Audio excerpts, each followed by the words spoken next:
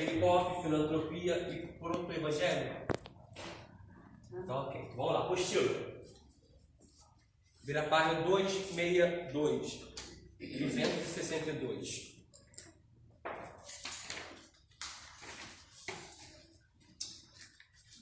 As conclusões dessas observações são: Mateus e Lucas conheciam o Evangelho de Marcos e se basearam nele. Marcos deve ser o Evangelho mais antigo. Isso implicaria algumas diferenças entre Mateus e Lucas. Os vários propósitos do Evangelho podem nos ajudar a compreender e valorizar suas diferenças e características peculiares. A maneira ou momento em que se apresenta uma declaração de Jesus é muitas vezes influenciado pelo propósito geral do autor. Isso, de forma alguma, lança dúvidas sobre a confiabilidade do texto ou sobre a historicidade do fato em questão. Em vez disso, reconhecemos que, ao mesmo tempo que os evangelhos podem ser lidos juntos, como histórias complementares em harmonia uns com os outros, também temos de aprender que cada evangelho precisa ser lido e compreendido como elemento independente. Juntos, esses 4 livros nos apresentam as boas notícias sobre Jesus Cristo, o Filho de Deus. Na ordem que nos apresenta canonizado a Bíblia, vamos falar agora sobre o Evangelho de Mateus. O Evangelho não faz menção alguma de seu autor. O nome Mateus é citado no título do Evangelho, que surgiu no século II. A tradição da Igreja Antiga se baseia nos argumentos de Eusébio, relatado na sua história eclesiástica, no relato de Pantaenos e, por último, cita Orígenes. A tradição da Igreja Antiga confirma 2 fatos sobre o primeiro Evangelho. A. O apóstolo Mateus é seu autor. B. Ele escreveu seu Evangelho na língua hebraica. É de se imaginar que todos se baseiam na mesma fonte. Papias, mais tarde, Papias não se referiu ao primeiro Evangelho. Ele simplesmente falou dos logia, ou seja, palavras, que Mateus registrou em hebraico. Cada um, então, traduziu esses logias de acordo com as suas condições. As ênfases teológicas desse Evangelho já mostraram que o autor possuía bom conhecimento do Antigo Testamento e também boa capacidade de reflexão teológica, pois teve 3 anos de estudo teológico com o próprio Senhor Jesus, o que é suficiente para explicar sua proficiência teológica. Esse Evangelho certamente foi escrito em um local que pudesse ser a pátria da ala helenística do cristianismo de origem judaica. A data tradicional parte da teoria da prioridade de Marcos. Ela entende que Mateus 22:7 é uma indicação de que a destruição de Jerusalém no ano 70 já acontecera. Daí se conclui que o Evangelho foi certamente escrito após 70 depois de Cristo, com base nas condições eclesiásticas. E com base na teologia, a data sugerida fica entre 80 e 100 depois de Cristo, aproximadamente. Vamos ler Mateus 22, versículo 7, gente?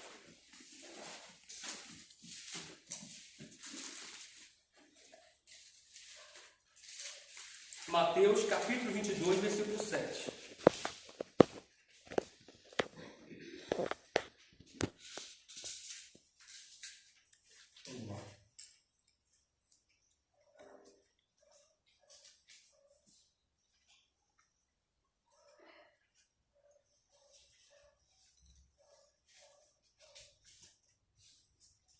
Diz assim, e o rei, tendo notícias disso, ficou muito furioso e, enviando o seu exército, destruiu aqueles homicidas que incendiou a sua cidade. Postil.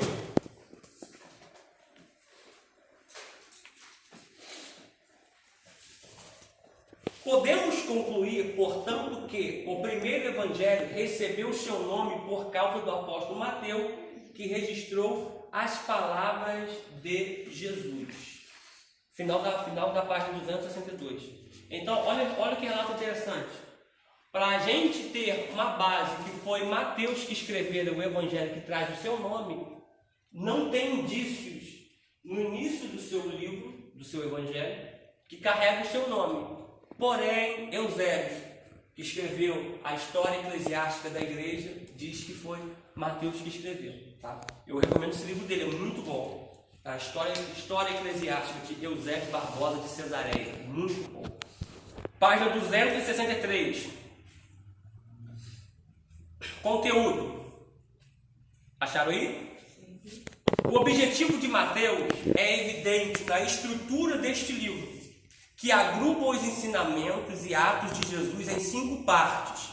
Este tipo de estrutura, comum ao judaísmo, pode revelar o objetivo de Mateus em mostrar Jesus como cumprimento da lei.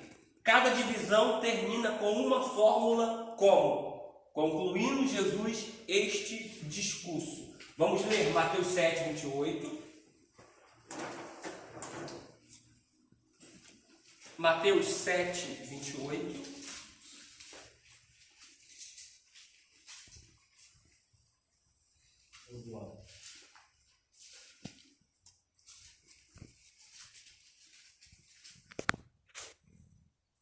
Acharam?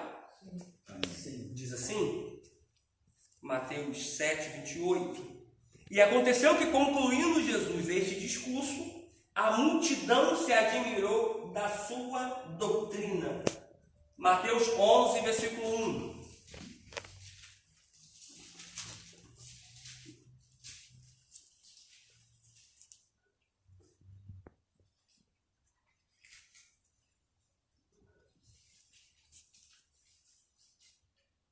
E aconteceu que, acabando Jesus de dar instruções aos seus 12 discípulos, partiu dali a ensinar e a pregar nas cidades deles. Observação. O ministério de Cristo ele é voltado à área do ensino.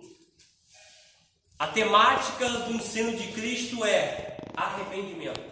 Arrependei-vos, porque é chegado o reino dos céus ou o reino de Deus.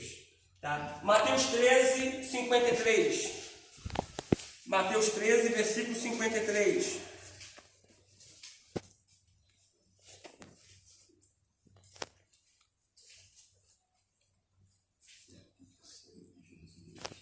E aconteceu que Jesus, concluindo essas parábolas, se retirou dali. Mateus 19, 1.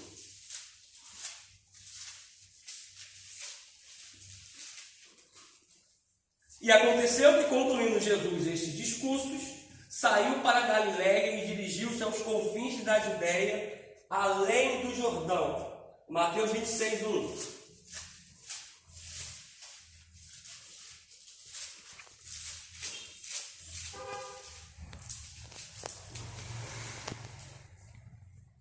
E aconteceu que, quando Jesus concluiu todos esses discursos, disse aos seus discípulos. Vamos lá, apostila. Então, o tema central dos ensinamentos de Jesus Cristo é arrependimento. É um tema que não sai de atualidade. Porque naquela época tinha gente que precisava de arrependimento e ainda hoje tem gente que precisa de arrependimento. Todo mundo carece de arrependimento. Por quê? Porque Romanos 3, 23 vai dizer que todos pecaram. Todos. Eu estou tratando de um casal de um estado que ele errou, falhou, tomaram a igreja dele, entendeu? E é um texto que eu tenho batido muito na chave em cima dele. Todos pecaram e destituídos foram da glória. Não é a maioria, não é alguns, gente, é todos.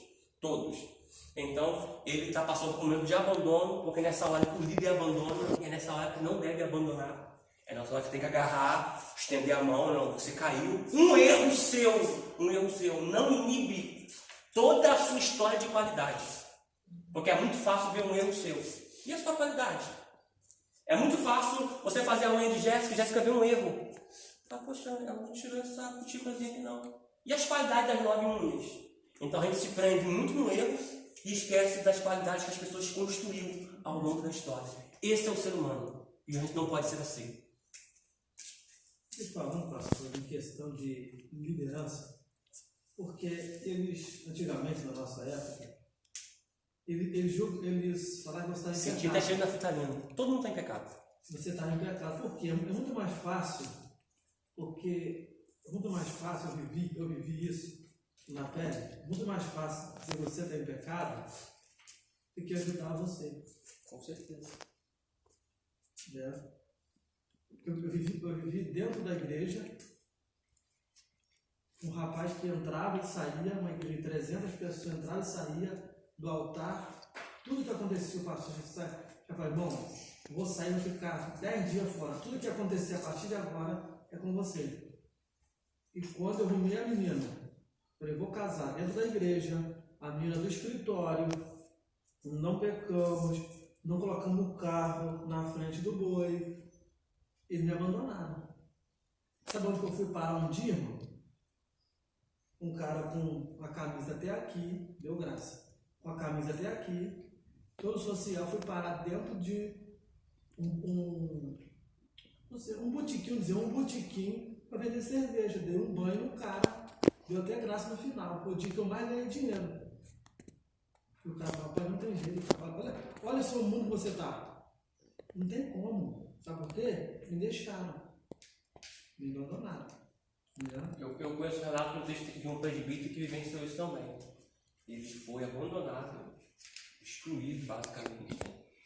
Mas quando ele chegou no bar, ele derrubou um copo de um cara que estava bebendo, pediu um conhaque, derrubou o copo de conhaque e quebrou o copo. Meu Deus do céu, quebrou o copo. Quando ele foi juntar o cara, não.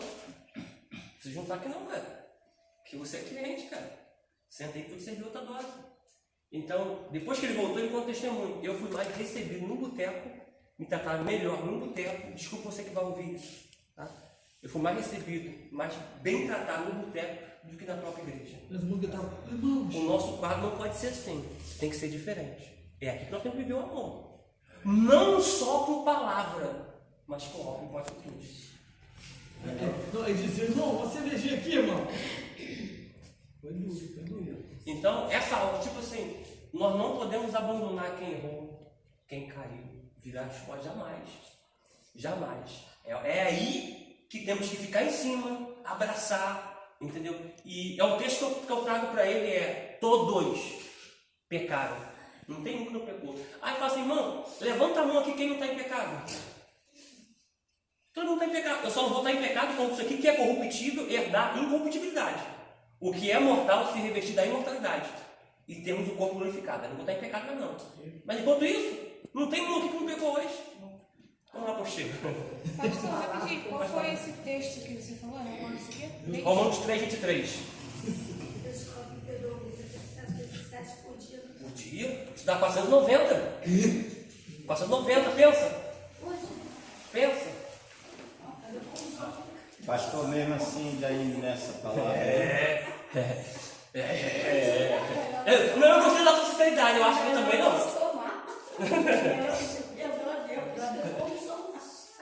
Entendeu? É complicado.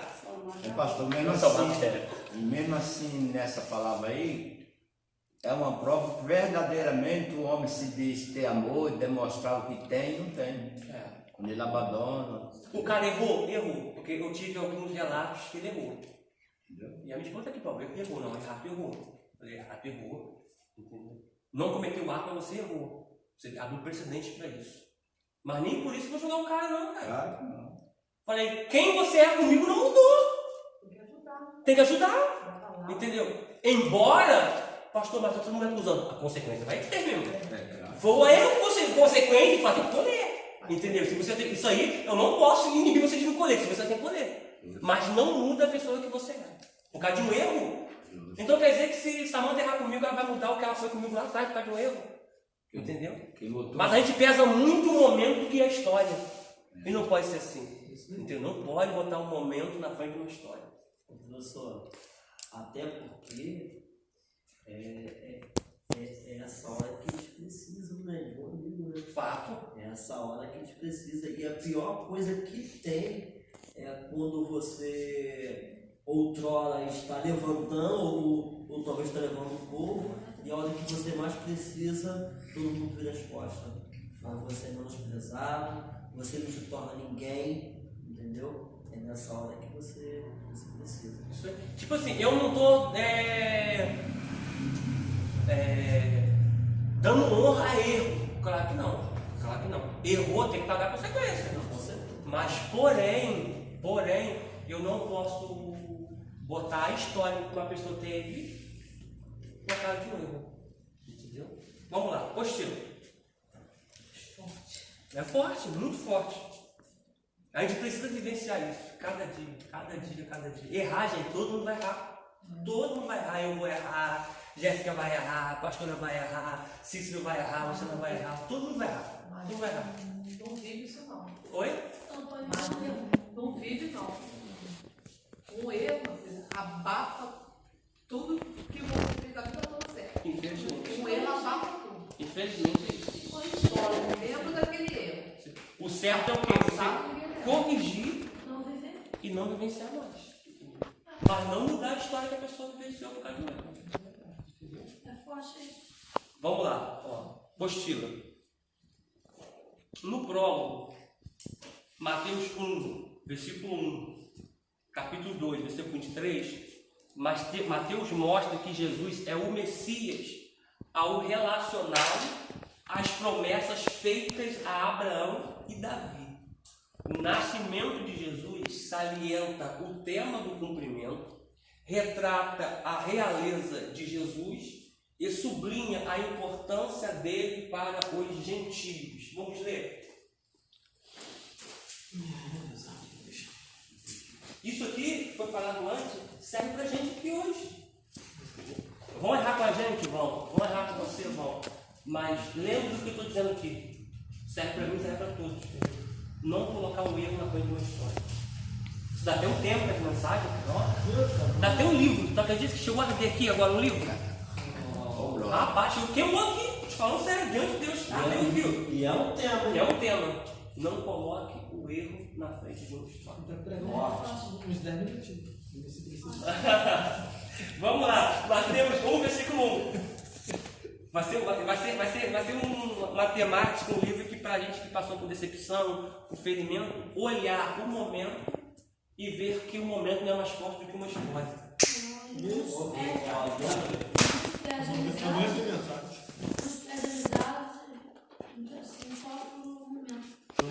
Fato. Mateus 1, versículo 1. Livro da geração de Jesus Cristo, filho de Davi, filho de Abraão. Agora, capítulo 2, versículo 23.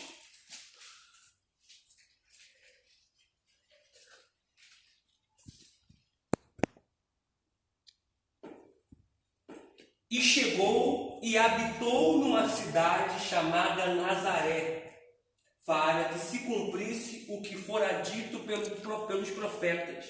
Ele será chamado Nazareno. Eu acho interessante é que certa vez vamos questionar Jesus. Jesus poderia morar em outro lugar além de Nazaré? Claro que podia. Nazaré, gente, era uma favela da época. Sério?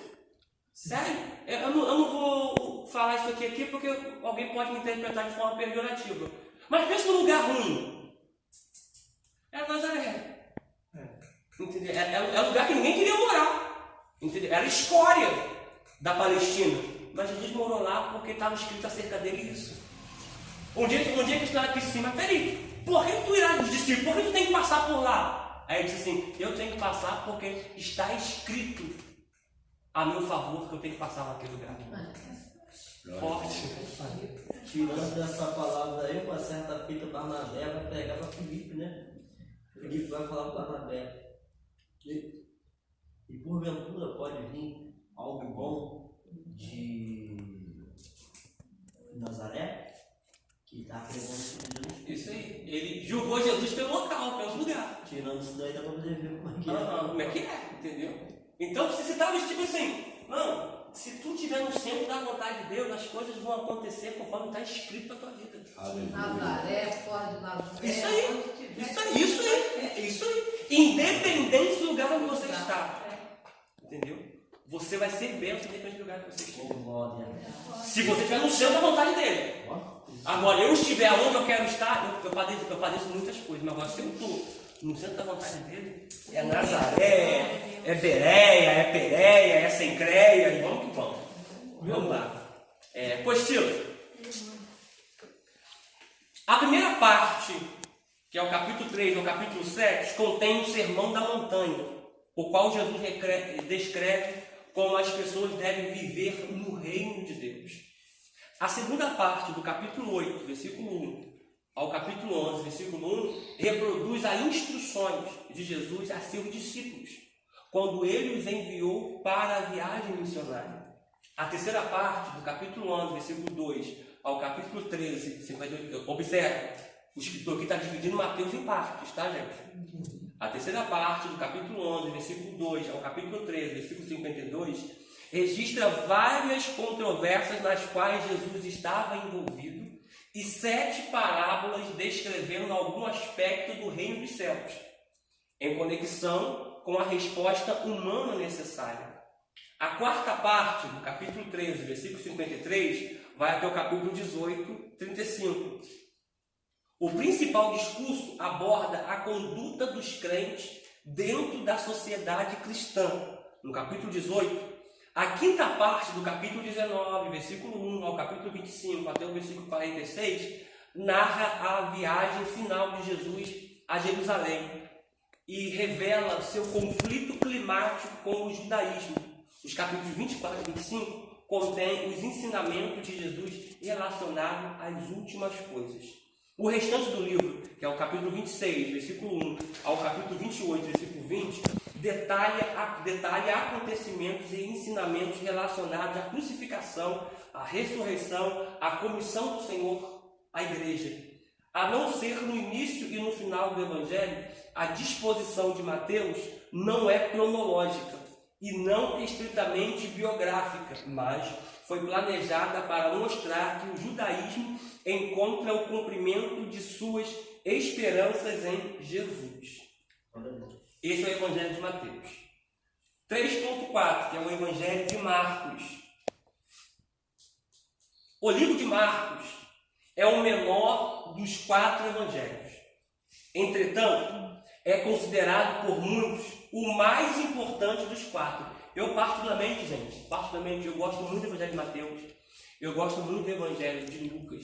Porém, dos evangelhos que eu gosto mais é o de João primeiro e depois Marcos. Marcos, ele é detalhista, cara. João é lindo, mas Marcos é detalhista. João pela sua autenticidade. Mas já Marcos, ninguém fala do barco, da almofadinha que Jesus está. Da almofada. Ninguém fala. Entendeu? Então ele traz detalhes. Que os discípulos estavam na proa e Jesus estava dormindo na popa. Aí outro detalhe que Marcos traz é o seguinte: houve a tempestade, olha que interessante, é um barco pequeno, ok? É um barco pequeno, aproximadamente parede a parede, aproximadamente, tá? Barco pequeno, remo, tá, gente? Barcos são pequenos. Surge uma tempestade na lagoa, os discípulos 12 estão na proa, frente, Jesus numa almofada atrás, na popa, dormindo. Surge uma tempestade, Jesus está no barco ou não está? Só que olha o que Marcos diz: quando surge a tempestade e se aproximando dele. É possível estar com Jesus no barco E tá longe. Eita, mas longe dele. Aí tem coisas que surgem do céu, para quê? Se aproximar. Para me aproximar dele. Aleluia. Tá entendendo? Isso é tremendo, sabe? E se aproximando, eu não podia evitar daqui, dali, mestre, não. Você levantou a tempestade, ó. Não vai não. Jesus. Gente, isso é muito tremendo, gente. Gente, isso é uma pérola Tem coisas que vai surgir na minha embarcação, na tua, para quebrar essa distância. Para fazer a gente se aproximar dele. Aleluia. Cara, isso aqui mexeu muito comigo. Gente. Isso é muito forte, cara. Isso é muito forte. A água não acordou Jesus. O vento não acordou Jesus. A água está entrando no barco, gente. A Bíblia diz que a água passava por cima do barco. Imagina, a água está caindo na cara dele. E o escrito? Tava meio E o escrito? Jesus tranquilo. O que colocou Jesus de pé foi a voz dos discípulos. E a tempestade, o barco balançando. Imagina, socando o carro da embarcação. E ele lá no mesmo lugar. O que fez Jesus se despertar para os discípulos foi a aproximação e o clamor. Então pega isso aqui essa tarde aqui. Você aluno que está em casa, é tempo de quebrar a distância. Glória. E se aproximar daquele que está na tua embarcação. Eu estou com Jesus no barco, mas está longe dele.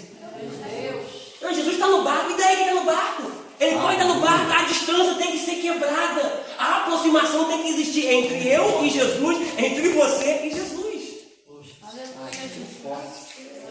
Então eu sou apaixonado pelas minúcias, sabe? Que Marcos apresenta dentro de uma premissa do texto. Sabe? Ele traz cada minúcia que eu fico encantado por ele. Sabe? Vamos lá. Mas quando você vai falar acerca de cura, quando eu falar acerca de cura, eu gosto de Lucas. Entendeu? Pensa, numa aula, a gente chorando aqui, se Deus. É Deus, gente. É Deus. Entendeu? Então eu sinto que não é uma aula comum. Eu estou assistindo ele aqui. Não é uma aula comum. Ele está falando com a gente, não só quem está aqui, mas quem está ouvindo aí também. Eu posso ter Jesus no barco, está tudo bem, tá? Jesus está no barco, não. Se ele está no barco, eu tenho que olhar para dentro do meu e pensar, essa distância que está entre eu e ele, sabe? Essa distância que não me faz mais orar mais, alamarasúria. Essa distância que não faz eu jejuar mais, sabe? Essa distância que não faz eu levantar da cama, a primeira coisa é dobrar meus joelhos, seja na cama, seja no chão, e conversar com ele, sabe? Essa distância que você já está tão distante que você já não consegue mais estar lavando uma louça, adorando o nome dele, está passando um pano na casa, adorando o nome dele, está lavando roupa, atendendo um, atendendo o outro, sentindo a presença dele. Então essa distância, ela precisa ser quebrada. Aleluia. Pega isso aqui, está no barco e se aproximando dele. Aí a pergunta que vai encontrar a apostila, a pergunta: por que os discípulos se aproximaram de Jesus? Por causa da tempestade. Necessidade. Essa palavra, a necessidade chegou quem estava lá e trouxe para perto dele. Então tem circunstâncias que vão acontecer, Jéssica, Aleluia. para mim aproximar dele. Aleluia. Para você se aproximar dele. Joel, e seus olhos cheios de lágrimas aí, é para você se aproximar dele. E se arrepende do seu braço aí, é para você se aproximar dele. Aleluia, seu glória. Gente, isso aqui não é uma aula comum, não. Isso aqui é muito profético. Não pode ser. Não é remoria saúde, calamoria, iluminasse, glória, cela, curai de calamassúria, oh Jesus, a glória. Me desculpa quem vai ouvir essa aula depois, me desculpa, mas a aula, quem dá a instrução teológica é o homem que leciona, mas quem guia a aula é a pessoa do Espírito Santo, e ele faz o que quer, na hora que ele quer. Se ele quiser renovar agora, ele renova. Se ele quiser batizar agora, ele batiza. E se ele quiser tomar os vasos agora, ele toma. Porque quem manda na aula não é o homem, quem manda na aula não é a mulher, quem manda na aula é a presença do Espírito Santo. E eu sinto a presença dele aqui neste lugar. É tempo de quebrar a distância, é tempo de se aproximar. O que está acontecendo, o que está se levantando, o que está vindo, não é tempo de distanciamento, mas é tempo de se aproximar da pessoa bendita do Espírito Santo de Deus. Aleluia, Jesus. Eu te amo. Aleluia. Oh, Jesus. Aleluia. Aleluia. Oh, glória. Eita. Oh, meu Deus do céu, glória. Oh, Aleluia. maravilha, Jesus. Glória. Mas Eliseu, por que Jesus estava dormindo? Boa pergunta. Porque eu troquei de lugar com ele. Quem era para estar dormindo eram os discípulos. Só que ele acabou de dar um discurso, acabou de pregar, você levou ele no barco. A Bíblia diz, e os discípulos levaram ele. Jesus deixa de tomar frente. Tomou a frente, então. Mas aí eu quero entender. Jesus. Aí tomar na frente. Jesus está num lugar onde seria para mim. Não, mas ó, o que eu... Deitado numa almofada, enquanto você pegou o controle dessa situação e falou assim, não, agora eu dou conta. Já tenho maravilha, já tenho uma promessa, peguei o remo, já tenho uma promessa, então agora eu vou passar para o outro lado. Mas aí você pegou o remo, aí tomou a frente, aí ele está aqui assim, ó, E aí? dormindo. Cadê agora? Você precisa entender, quem tem que descansar é você, para ele poder fazer. Tá Mas entendendo? se ele está contigo, ele não está contigo? Sim. Então, veio a tempestade, você tem que fazer. Calma. Calma aí, cadê a fé?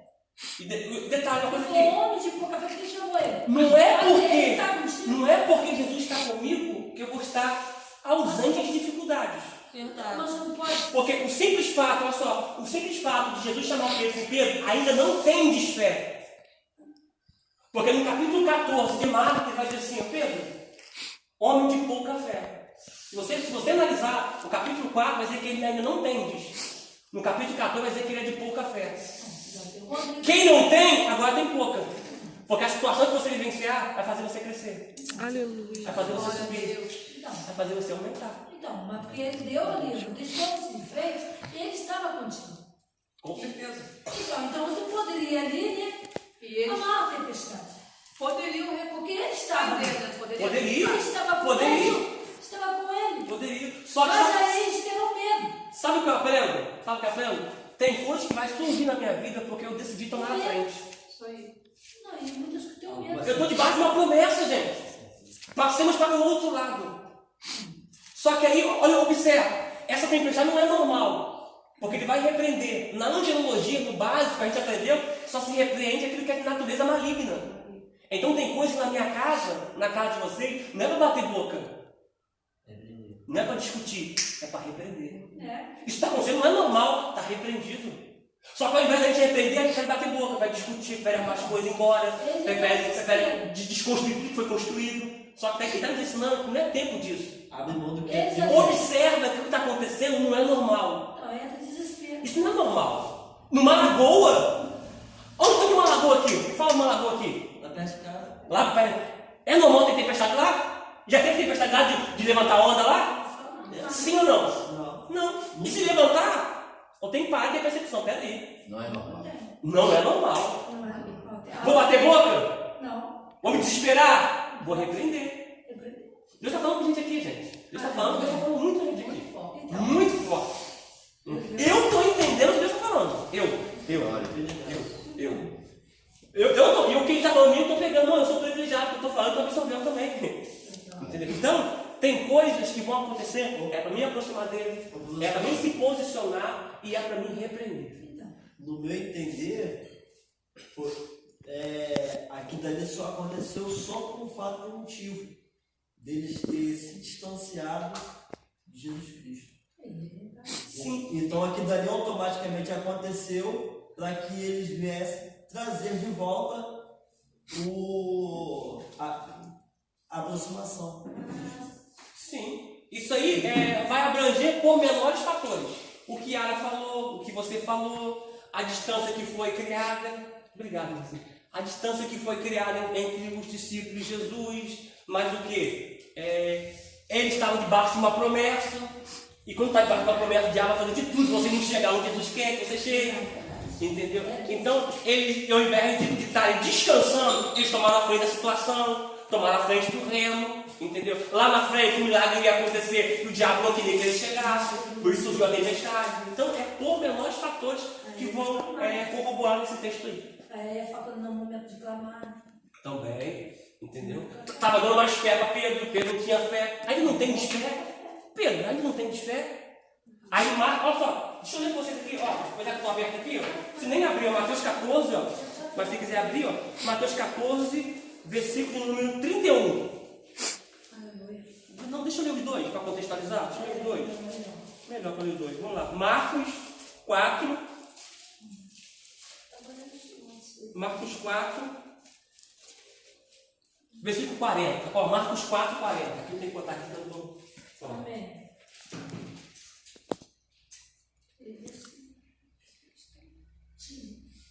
Marcos 4, 40.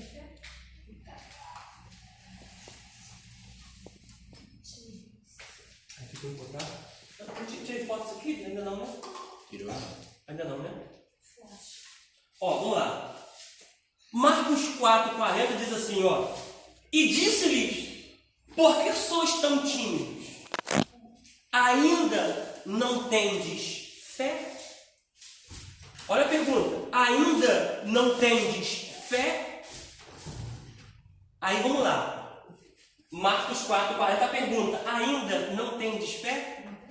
Aí agora vamos para Mateus 14,31. Vamos lá.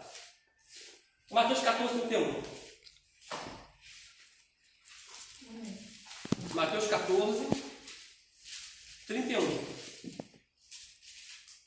Olha o que diz. E logo, pega vocês abrir. Mateus 14,31.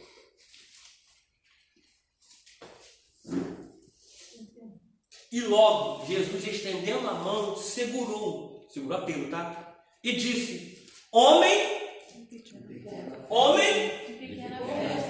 pequena fé. Para quem não tinha, agora tem pouca.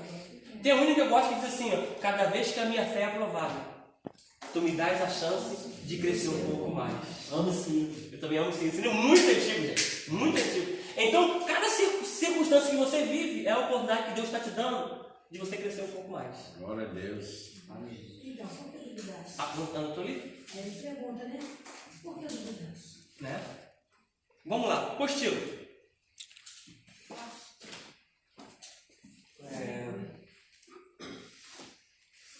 3.4, né? Evangelho de Marcos. Muitos historiadores. Pastor, licença. Tá. Tá bom. Muitos historiadores e teólogos acham que Marcos foi o primeiro evangelho a ser escrito. O evangelho não cita o nome do autor. O título vem de indícios do Novo Testamento, escritos no século II. Essa é, portanto, uma informação da igreja antiga. No evangelho não há pontos de apoio para essa posição. O evangelho segundo Marcos retrata o tempo do ministério público de Jesus. Começa com a apresentação de João Batista, o batismo de Jesus por João, e termina com o sofrimento e os relatos do encontro com Cristo ressurreto. Marcos também relata palavras e discursos de Jesus, mas se contrastados com os seus atos. Então, estão em segundo plano. Quase todo o seu conteúdo está também em Mateus e Lucas.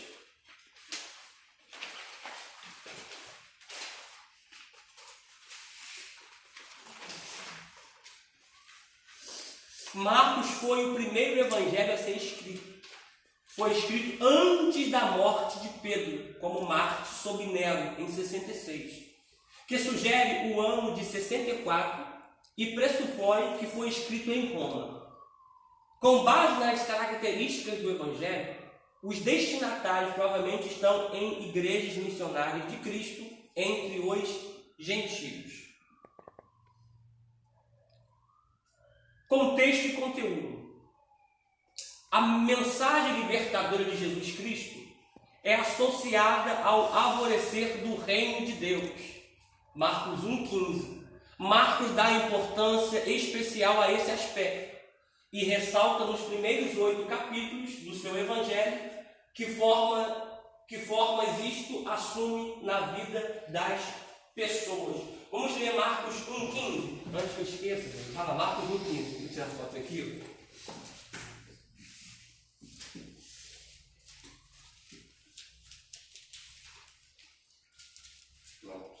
Marcos capítulo 1, versículo 15. O pastor parou de fazer aula? Qual deles? Na primeira vez? Quem? O que vinha lá, não sei se do... João Batista? Não, ele está fazendo, tá? João Batista fica fazendo, só que eles estão enfrentando um problema. Eu vou até abrir para vocês aqui. Se não fosse para mim abrir, me desculpa, ele está enfrentando um problema de enfermidade com a neta dele, lá no Rio. Ainda? Peço que vocês que olhem pela netinha dele, tá? Que quando vocês forem entregar a Deus em oração, entregue a vida dela na mão do Senhor, para que Deus venha cumprir os seus propósitos e desígnios. A gente não entende o propósito de Deus, é uma bebê, se não me engano, tem entre 1 a 2 aninhos, não mais do que isso, mas a gente vai entender o propósito de Deus nunca, né? Só quando chegar lá e perguntar a Ele. Marcos 1,15. Aí sim. E dizendo: o tempo está cumprido e o reino de Deus está próximo. Arrependei-vos e crede no Evangelho. O nome dela é até Lara. Vocês oraram, pega a Lara na mão do Senhor. Desculpa. Não? Tranquilo. Vamos lá. Apostila. Jesus veio exatamente para os que estão distantes, para os pecadores, para os gentios. Tudo isso acontecia na Galileia. A boa notícia é para eles, e é isto que importa para Marcos. Ele está escrevendo o Evangelho para os gentios. Vamos lá, então aparece aqui. Pode pagar? Pode, como já escreveu. Se falar que não, eu pago mesmo assim. Meu Deus. Já tem um tempo de sobra. Vamos lá. Isso aqui eu tenho que escrever para vocês se familiarizarem daquilo que eu vou falar na leitura aqui abaixo. Vou começar por Mateus, tá? Mateus, quando escreve o seu Evangelho, ele escreve aos judeus. Porque se você ver no capítulo 1 de Mateus a seguir, ele traz muito genealogia. Ministério de nascimento de Jesus Cristo, da descendência de Davi, da genealogia de Abraão. Mateus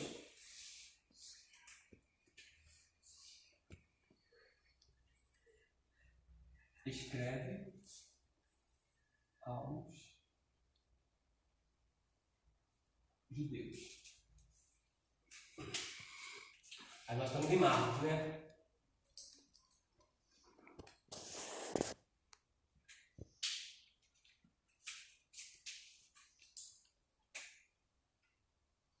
Se você ver, Marcos traz muito esse quesito de centurião, legião, porque isso aí são expressivas romanas.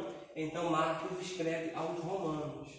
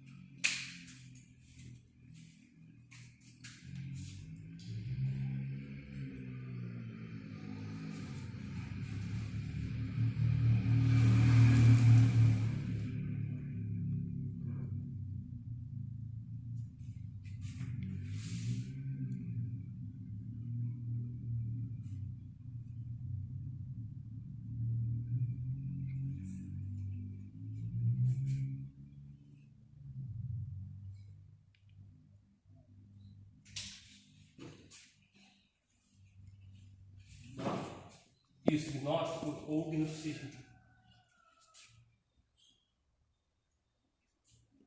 Já pegou aí? Parabéns. Tem um acento? Hã? Só no gnóstico. Ó, se eu botar gnósticos, ó, só ajude no ó. Já não tem gnosticismo não, tá? Pegaram? Pegou aí, né? Ah, sim, sim.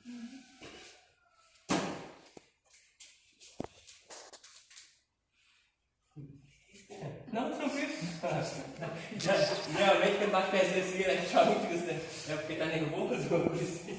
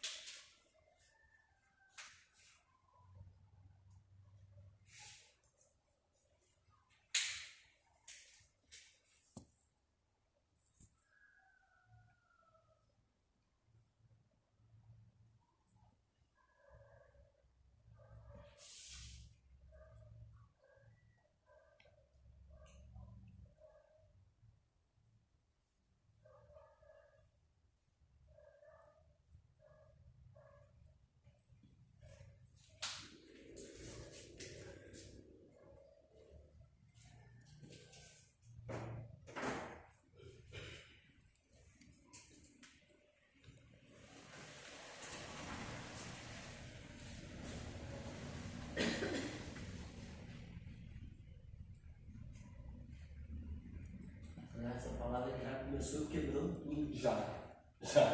Foi uma paulada que ele deu.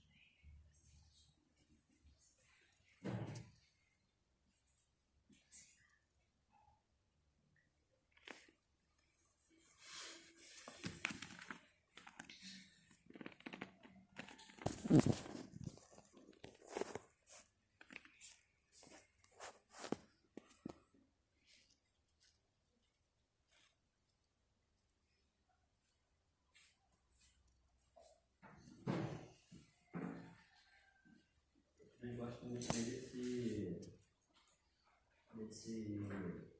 desse João. Eu passo muito entre os quatro. Eu gosto muito dele também. Depois Marcos. Eu gosto dele que ele reconhece Jesus Cristo como povo. Apesar de ter nascido antes, mas ele exalta mesmo Jesus Cristo mesmo. Exalta ele. Ele, a certo ponto, ele causa até ciúme Pedro, né? Jesus diz que importa que Pedro padeça pelo nome dele. Aí Pedro aponta, mas e esse aí? Que estava reclinado sobre Jesus. Aí Jesus fala, e o que te importa? Ou seja, o que te interessa? Você tem com isso. O que você a ver com isso, né? Que eu te falava. Se eu quero que ele fique vivo até que eu venha. Por isso que João não morreu martirizado. João morreu de morte natural num púlpito em Éfeso. Num púlpito na igreja de Éfeso. Segundo alguns historiadores.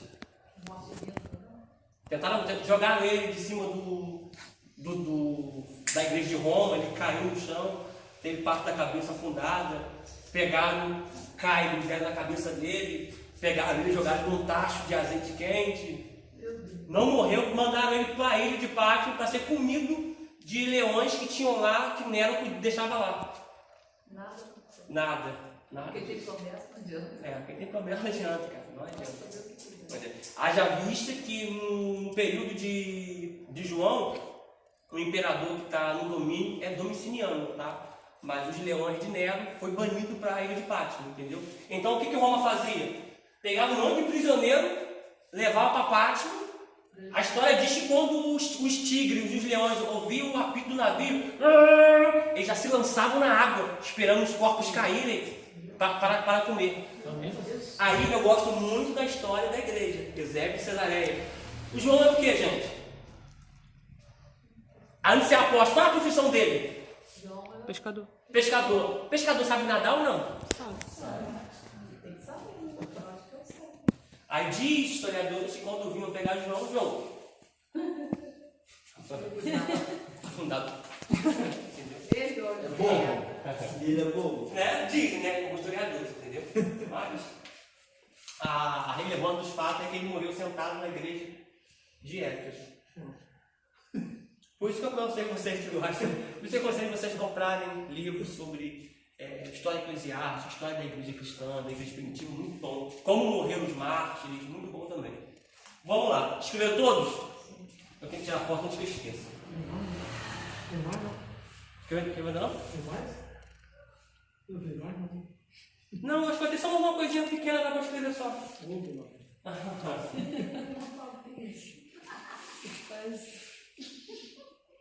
Não, ó, se vocês quiserem que eu pare de passar quadro, eu paro, só falo. Não. Pra mim vai ser ótimo. É ruim. Eles falam comigo. Você é doido ficar escrevendo quadro. O que é dessa fora? Hã? Dessa fora. Vamos lá.